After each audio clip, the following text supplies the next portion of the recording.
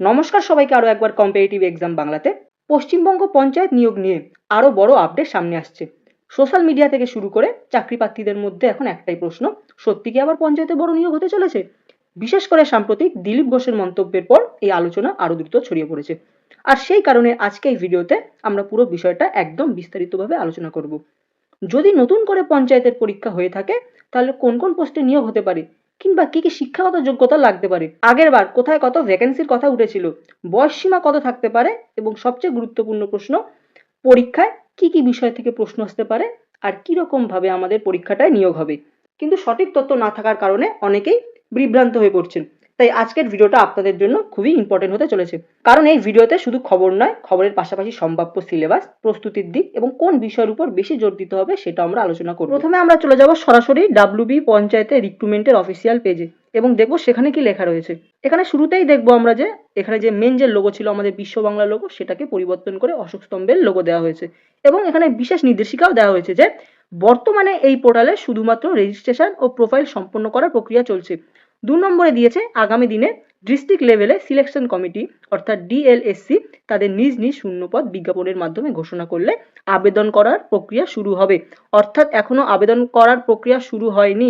অনেকেই miss information দিচ্ছেন আমাদের বিভিন্ন সোশ্যাল মিডিয়ার প্ল্যাটফর্মে, তাই আমি ডাইরেক্ট আপনাদের বলে দিচ্ছি অফিসিয়াল পেজ খুলে যে আবেদন করার প্রক্রিয়া এখনো শুরু হয়নি, শুধুমাত্র রেজিস্ট্রেশন এবং প্রোফাইল সম্পন্ন করার প্রক্রিয়া চলছে। অর্থাৎ ডকুমেন্টস আপলোড করার প্রক্রিয়া এবং আপনার প্রোফাইলটা যে হবে সেটা সম্পন্ন করার প্রক্রিয়া চলছে।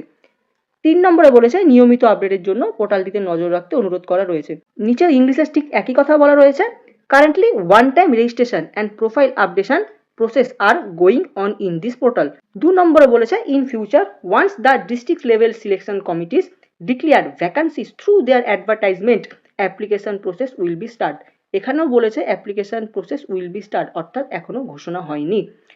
3 নম্বরে বলে দিয়েছে please visit the website on regular basis. তাহলে এখান থেকে অন্তত আমাদের একটা কথা ক্লিয়ার হলো যে আবেদন করার প্রক্রিয়া এখনো শুরু হয়নি, কিন্তু ভবিষ্যতে আমাদের আবেদন প্রক্রিয়া শুরু হবে এবং ওয়েস্ট বেঙ্গল পঞ্চায়েতে যে নিয়োগ হবে এটা 100% একদম শিওর নিউজ। কিন্তু এখন আবেদন যে কবে শুরু হবে সেটা ডেট আমাদের এখনো দেয়নি, খুবই তাড়াতাড়ি হয়তো আমাদের সেই ডেটটাও দিয়ে দেবে। এখন দেখে নেওয়া যাক এখানে আমাদের ভ্যাকেন্সি কত আছে। 2024 সালে যে নোটিফিকেশনটা বেরিয়েছিল সেটাতে বলা হয়েছিল আমাদের 6552টি সিট রয়েছে, কিন্তু বর্তমানে যেহেতু সরকার চেঞ্জ হয়েছে এবং দিলীপ ঘোষ নিজেই বলেছেন যে আমাদের অনেক কর্মীর প্রয়োজন, তাই যেই 6552 যে সিটটা ছিল সেটা বাড়তে পারে। আবারও বলছি, সিটটা বাড়তে পারে এবং কতটা বাড়তে পারে সেটা এখনো ঠিক মতো বলা যাচ্ছে না, কিন্তু আমাদের সিট সংখ্যা বাড়তে পারে। এবার দেখে নেওয়া যাক কি কি পদ রয়েছে। প্রথমেই রয়েছে গ্রাম পঞ্চায়েতের কর্মী। এখানে শিক্ষাগত যোগ্যতা লাগবে আপনার 8 পাস, অর্থাৎ অষ্টম শ্রেণীতে আপনাকে পাস হতে হবে। বেসিক মাইনে থাকবে আপনার 17,000 থেকে 43,200 পর্যন্ত। 2 নম্বরে রয়েছে আমাদের গ্রাম পঞ্চায়েত সহায়ক। 2 নম্বরে রয়েছে গ্রাম পঞ্চায়েতের সহায়ক, যেখানে আমাদের শিক্ষাগত যোগ্যতা দরকার মাধ্যমিক পাস এবং কমপক্ষে 50% নাম্বার প্রয়োজন, যেখানে বেসিক মাইনে থাকবে আমাদের 21,000 থেকে 54,000 টাকা পর্যন্ত। 2 নম্বরে থাকবে আমাদের ডাটা এন্ট্রি অপারেটর, যেখানে থাকবে আমাদের মাধ্যমিক পাস শিক্ষাগত যোগ্যতা এবং 6 মাসের কম্পিউটারের যে কোনো কোর্স। এখানে বেসিক মাইনে থাকবে আমাদের 22,900 থেকে অর্থাৎ 23,000 থেকে 48,500 অব্দি। তারপরে রয়েছে আমাদের লোয়ার ডিভিশন ক্লার্ক, যেখানে শিক্ষাগত যোগ্যতা আপনার মাধ্যমিক পাস দরকার এবং আপনার টাইপিং এর দক্ষ থাকা দরকার। এখানেও মাইনা 22,900 টাকা থেকে 48,500 অব্দি। তারপরে রয়েছে আমাদের অ্যাকাউন্টস ক্লার্ক, যেখানেও শিক্ষাগত যোগ্যতা মাধ্যমিক পাস এবং কম্পিউটারে জ্ঞান থাকা প্রয়োজন। এখানে বেসিক মাইনা 22,900 থেকে 58,800। দেখুন এখানে আপনার মাইনা 10,000 বেড়েছে। তারপরে রয়েছে আমাদের ক্লার্ক কাম টাইপিস্ট, অর্থাৎ বুঝতেই পারছেন যেখানে আমাদের কম্পিউটারে টাইপিং এর দক্ষতা প্রয়োজন। এখানে শিক্ষাগত যোগ্যতা আপনাদের মাধ্যমিক পাস এবং টাইপিং দক্ষতা দরকার। এখানেও মাইনা 22,900 থেকে 58,500 অব্দি। তারপরে রয়েছে আমাদের বিভিন্ন ক্যাশিয়ার, শিক্ষাগত যোগ্যতা মাধ্যমিক পাস, এখানে কোনো কম্পিউটারের প্রয়োজন হবে না। বেসিক মাইনে থাকবে আমাদের 22,900 থেকে 48,500 অব্দি। তারপরে থাকবে আমাদের পঞ্চায়েত সচিব, যেখানে আমাদের শিক্ষাগত যোগ্যতা উচ্চ মাধ্যমিক পাস দরকার। এর মাইনে থাকবে আমাদের 22,900 থেকে 48,500 অব্দি। তারপরে রয়েছে আমাদের পঞ্চায়েতের সমিতির অ্যাকাউন্টস ক্লার্ক, এর শিক্ষাগত যোগ্যতা আমাদের উচ্চ মাধ্যমিক অথবা স্নাতক অথবা সংশ্লিষ্ট যোগ্যতা, মানে মাধ্যমিক এবং স্নাতকের সমতুল্য যে কোনো যোগ্যতা আপনার থাকতে হবে। এক্ষেত্রে আপনার মাইনে থাকবে 24,700 থেকে 63,900 অব্দি। তারপরে রয়েছে আমাদের স্টেনোগ্রাফার, এখানে শিক্ষাগত যোগ্যতা আপনার লাগবে স্নাতক অর্থাৎ গ্র্যাজুয়েশন। এই ক্ষেত্রে আপনার বেসিক মাইনে থাকবে 28,900 থেকে 74,500, অর্থাৎ মাইনা প্রায় 29,000 থেকে আপনাদের 75,000 অব্দি হতে পারে। তারপরে আমাদের রয়েছে এক্সিকিউটিভ অ্যাসিস্ট্যান্ট, যেখানে আপনার স্নাতক এবং কম্পিউটারে আপনার অবশ্যই ডিপ্লোমা থাকতে হবে। এক্ষেত্রে আপনার মাইনে হবে 28,900 থেকে 74,500 অব্দি। তারপরে যেই পদের ভ্যাকান্সি বেরিয়েছিল সেটা হচ্ছে আমাদের নির্মাণ সহায়ক অর্থাৎ সিভিল ইঞ্জিনিয়ার। এখানে আপনার শিক্ষাগত যোগ্যতা দরকার সিভিল ইঞ্জিনিয়ারের ডিপ্লোমা। এখানে আপনার বেসিক মাইনে থাকবে 35,800 থেকে 92,100। অর্থাৎ আমাদের এই রিক্রুটমেন্টে ক্লাস 8 পাস থেকে শুরু করে মাধ্যমিক, উচ্চ মাধ্যমিক এবং স্নাতক এবং কি সিভিল ইঞ্জিনিয়ারেও যদি আপনার শিক্ষাগত যোগ্যতা থেকে থাকে তাহলে আপনি এই পদগুলোতে আবেদন করতে পারবেন। এবারে দেখে নেওয়া যাক জেলাভিত্তিক শূন্যপদের তালিকা অর্থাৎ কোন কোন জেলায় কত কত শূন্যপদ রয়েছে।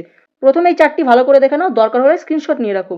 এই চারটিতে প্রথমে আমি রেখেছি জেলাভিত্তিক গ্রাম পঞ্চায়েতে কতজন নেবে, পঞ্চায়েত সমিতিতে কতজন নেবে, জেলা পরিষদে কতজন নেবে এবং মোট কত শূন্যপদ নেবে সেটা আমি চার্ট অনুযায়ী সাজিয়ে দিয়েছি। তোমরা এই চারটি ভালো করে দেখো, দরকার হলে স্ক্রিনশট তুলে নাও যাতে তোমাদের পরবর্তীতে দেখতে সুবিধা হয়। এই পঞ্চায়েতের নিয়োগের জন্য আমরা যারা জেনারেল অর্থাৎ ইউআর আছি এদের বয়স সীমা থাকতে হবে আমাদের 18 থেকে 40 এবং আবেদন মূল্য আমাদের হতে পারে 500 টাকা থেকে 700 টাকার মধ্যে। এখনো এক্সাক্ট আমাদের অ্যামাউন্টটা জানা যায়নি, কিন্তু আবেদন মূল্য আমাদের 500 টাকা থেকে 700 টাকার মধ্যে থাকবে।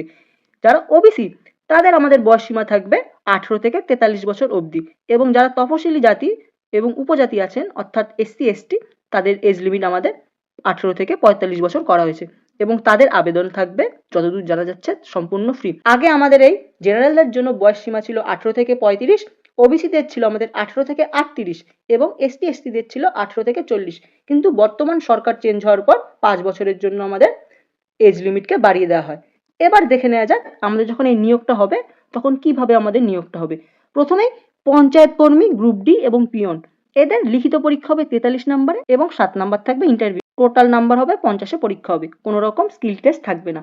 এবং এরপরে গ্রাম পঞ্চায়েত সহায়ক সেক্রেটারি, ক্লার্ক এবং টাইপিস্ট এদের পরীক্ষা হবে 85 নম্বরে। ইন্টারভিউ থাকতে পারে আমাদের 10 নম্বরে বা 5 নম্বরে। তারপরে আমাদের হবে স্কিল টেস্ট অর্থাৎ কম্পিউটার টেস্ট, এটা 5 নম্বরে হয়ে থাকবে। এখানে মোট নম্বর থাকবে আমাদের 100। তারপর আমাদের থাকবে ডিইও, ক্যাশিয়ার, এক্সিকিউটিভ অ্যাসিস্ট্যান্ট, তারপরে থাকবে আমাদের নির্মাণ সহায়ক। এখানেও লিখিত পরীক্ষা হবে আমাদের 85 নম্বরে, এখানে ইন্টারভিউ থাকবে 10 নম্বরে, তারপরে আমাদের স্কিল টেস্ট থাকবে 5 নম্বরে। টোটাল হয়ে যাবে আমাদের 100তে পরীক্ষা। এরপর দেখে নেওয়া যাক যে আমাদের লিখিত পরীক্ষা হবে এর এক্সাম প্যাটার্ন কেমন। প্রথমেই থাকবে আমাদের পাটিগণিত অর্থাৎ অ্যারিথমেটিক, এটি থাকবে আমাদের মাধ্যমিক স্তরে। কোনো এক্সট্রাঅর্ডিনারি হাই লেভেলের কোনো প্রশ্ন থাকবে না, একদম বেসিক ম্যাথের প্রশ্ন থাকবে ক্লাস মাধ্যমিকের স্তর অনুযায়ী। তারপরে থাকবে আমাদের ইংলিশ থাকবে 25 নম্বরে, অঙ্ক থাকবে আমাদের 25 নম্বরে। তারপরে থাকবে আমাদের বাংলা 25 নম্বরে এবং আমাদের সাধারণ জ্ঞান অর্থাৎ জিকে থাকবে এবং কিছু কারেন্ট অ্যাফেয়ার্স থাকবে যার নাম্বার থাকবে আমাদের 10। টোটাল এরকম হয়ে যাবে আমাদের 85 নম্বরে পরীক্ষা। এবার গুরুত্বপূর্ণ বিষয় দিকে নজর দেওয়া যাক যে আবেদনকারীকে অবশ্যই পশ্চিমবঙ্গের স্থায়ী বাসিন্দা হতে হবে। 2 নম্বর পয়েন্টে বলেছে আপনি যেই জেলার জন্য আপনি আবেদন করবেন, ধরুন আপনি বাঁকুড়া জেলাতে আবেদন করলেন, সেখানকার স্থানীয় ভাষা অথবা বাংলা ভাষা আপনাকে লিখতে এবং পড়তে অবশ্যই জানতে হবে, নাহলে আপনার অনেক অসুবিধা হতে পারে। 3 নম্বর পয়েন্টে বলেছে বর্তমানে জেলা ভিত্তিক আলাদা আলাদা বিজ্ঞপ্তি প্রকাশ হচ্ছে, তাই পোর্টালে নিয়মিত নজর রাখা জরুরি। এবারে দেখে নেওয়া যাক আমাদের ইংলিশের টোটাল সিলেবাস। প্রথমে থাকবে ভোকাবুলারি অর্থাৎ শব্দভান্ডার এবং শব্দপ্রয়োগ। 2 নম্বরে আমাদের থাকবে গ্রামার, একদম বেসিক গ্রামার থাকবে, টেন্স, আর্টিকেল এবং প্রিপোজিশন। তারপরে থাকবে আমাদের রিডিং কম্প্রিহেনশন অর্থাৎ ইংলিশ অনুচ্ছেদ বোধ পরীক্ষা। তারপরে থাকবে আমাদের সিনোনিমস এবং অ্যান্টোনিমস অর্থাৎ সমার্থক শব্দ এবং বিপরীত শব্দ। 5 নম্বরে থাকবে আমাদের সেন্টেন্স কারেকশন অর্থাৎ বাক্য সংশোধন অর্থাৎ ভুল ত্রুটি নির্ণয়। তারপরে থাকবে আমাদের ইডিয়ামস অ্যান্ড ফ্রেজ অর্থাৎ ইংরেজি বাগধারা ও প্রবাদ প্রবচন। তারপরে থাকবে আমাদের ওয়ান ওয়ার্ড সাবস্টিটিউশন অর্থাৎ এক কথায় প্রকাশ। এরপরে আমাদের বাংলা সিলেবাস। প্রথমে থাকবে আমাদের বাংলাতে গ্রামার, বাংলাতে বিভিন্ন ক্রিয়ার কাল, পদের পরিবর্তন এবং বিভিন্ন রূপভেদ থাকবে। তারপরে থাকবে আমাদের কম্প্রিহেনশন ইন বেঙ্গলি অর্থাৎ বাংলা অনুচ্ছেদ বোধ পরীক্ষা। তারপরে থাকবে আমাদের বেঙ্গলি লিটারেচার অর্থাৎ বাংলার সাহিত্য, বিভিন্ন গুরুত্বপূর্ণ কবি, তাদের লেখা এবং তাদের বিভিন্ন অমরত্ব সৃষ্টি। 4 নম্বরে থাকবে আমাদের সিনোনিমস এবং অ্যান্টোনিমস অর্থাৎ বাংলার সমার্থক শব্দ এবং বিপরীত শব্দ। তারপরে থাকবে আমাদের বাংলার বিভিন্ন প্রবাদ প্রবচন এবং বাগধারা। তারপরে থাকবে আমাদের 6 নম্বরে বাংলার ইতিহাস এবং বাংলার সংস্কৃতি। এবারে দেখে নেওয়া যাক আমাদের অঙ্কের সিলেবাস। প্রথমেই থাকছে আমাদের নাম্বার সিস্টেম, 2 নম্বরে থাকছে আমাদের লসাগু এবং গসাগু, 3 নম্বরে থাকছে আমাদের সিম্পলিফিকেশন অর্থাৎ সরলীকরণ, যেখানে আমাদের ব্র্যাকেট নিয়ে যেই সব অঙ্কের যোগ বিয়োগ গুণ ভাগ করতে হয় সেইগুলো। 4 নম্বরে থাকছে আমাদের পার্সেন্টেজ অর্থাৎ শতকরা। 5 নম্বরে থাকছে আমাদের রেশিও এবং প্রপোর্শন অর্থাৎ অনুপাত এবং সমানুপাত। 6 নম্বরে থাকছে এভারেজ অর্থাৎ গড়। 7 নম্বরে থাকছে আমাদের প্রবলেমস অন এজ অর্থাৎ বয়স সংক্রান্ত সমস্যা এবং সমাধান। 8 নম্বরে থাকছে আমাদের টাইম অ্যান্ড ওয়ার্ক অর্থাৎ সময় এবং কার্য। 9 নম্বরে থাকছে আমাদের স্পিড, ডিস্টেন্স অ্যান্ড টাইম অর্থাৎ গতিবেগ, দূরত্ব এবং সময় অর্থাৎ ট্রেন এবং নৌকা সংক্রান্ত যে আমাদের অঙ্কগুলো থাকে বা পুলিশ চড়ে যে অঙ্কগুলো থাকে সেই অঙ্কগুলো। 10 নম্বরে থাকছে আমাদের সিম্পল অ্যান্ড কম্পাউন্ড ইন্টারেস্ট অর্থাৎ সরল সুদ এবং চক্রবৃদ্ধি সুদ। 4 নম্বর পার্ট অর্থাৎ আমাদের জিকের পার্ট, যেখানে আমাদের থাকবে বিভিন্ন জেনারেল নলেজ এবং রুরাল ডেভেলপমেন্ট অর্থাৎ গ্রামীণ উন্নয়ন সম্পর্কে, যেখানে আমাদের প্রথম চ্যাপ্টার থাকবে রুরাল অ্যাসপেক্ট অর্থাৎ গ্রামীণ জীবন এবং সমাজের বিভিন্ন দিক। 2 নম্বরে থাকছে আমাদের ভারতের ভূগোল, মেনলি আমাদের থাকবে ভারতের যে গ্রামীণ ভূগোল থাকবে তার উপরে। 3 নম্বরে থাকবে ভারতের রাষ্ট্র ব্যবস্থা এবং সংবিধান, বিশেষ করে আমাদের যে গ্রামীণ শাসন ব্যবস্থা এবং পঞ্চায়েতি রাজ আছে এখান থেকে আমাদের বেশি প্রশ্ন আসবে। 4 নম্বরে economy with focus of rural economy and agriculture অর্থাৎ ভারতের অর্থনীতি, এবং সেখান থেকেও ভারতের অর্থনীতি এবং কৃষি ক্ষেত্রের বিভিন্ন যে গুরুত্বপূর্ণ ভূমিকা আছে সেখান থেকে প্রশ্ন আসবে। তারপরে আমাদের আসবে পরিবেশ বিদ্যা থেকে অর্থাৎ গ্রামীণ বাস্তুতন্ত্র এবং পরিবেশের ভারসাম্য থেকে বিভিন্ন প্রশ্ন। 6 নম্বরে থাকবে আমাদের current affairs related to rural development schemes অর্থাৎ সাম্প্রতিকে যে গ্রামীণ উন্নয়নমূলক বিভিন্ন যোজনা এবং স্কিম যে আমাদের অ্যানাউন্স হয়েছে সেই সব সম্পর্কে প্রশ্ন আসবে। 7 নম্বরে rural development program and policies অর্থাৎ গ্রামীণ উন্নয়নের জন্য বিভিন্ন প্রোগ্রাম, নিয়ম ও সরকারি নীতিসমূহ থেকে প্রশ্ন আসবে। 8 নম্বরে আমাদের আছে রুরাল সোশ্যালজি এবং কালচার অর্থাৎ গ্রামীণ সমাজবিজ্ঞান, আচার আচরণ এবং লোক সংস্কৃতি। 9 নম্বরে রয়েছে আমাদের government schemes for rural areas অর্থাৎ গ্রামীণ এলাকার জন্য কেন্দ্র এবং রাজ্য সরকারের যে সমস্ত গুরুত্বপূর্ণ প্রকল্প আছে সেখান থেকে। তো এই ছিল আমাদের পঞ্চায়েত নিয়োগের সিলেবাস। আপনারা এখন নিশ্চয়ই ভাবছেন প্র্যাকটিস করবেন কিভাবে, মক টেস্ট বা প্রশ্ন কিভাবে প্র্যাকটিস করবেন। সেই জন্য আমাদের দুটি চ্যানেল রয়েছে, কম্পিটিটিভ এক্সাম বাংলা এবং solving seconds. Competitive exam Bangla চ্যানেলে আমরা নিয়মিত জিকে, কারেন্ট অ্যাফেয়ার্সের এবং বিভিন্ন চাকরি পরীক্ষার জন্য গুরুত্বপূর্ণ প্রশ্ন প্র্যাকটিস করিয়ে থাকি, এবং আমাদের দ্বিতীয় চ্যানেল এই সলভিং সেকেন্ডসে আমরা ম্যাথ এবং রিজনিং এর প্র্যাকটিস করিয়ে থাকি। এর জন্য আপনারা আমাদের এই দুটি চ্যানেল কম্পিটিটিভ এক্সাম বাংলা এবং সলভ ইন সেকেন্ডস এই দুটি চ্যানেল সাবস্ক্রাইব করতে পারেন। আমরা আমাদের এই দুটি চ্যানেলে নিয়মিত বিভিন্ন চাকরির আপডেট, মক টেস্ট এবং কোশ্চেন সলভ করিয়ে থাকি।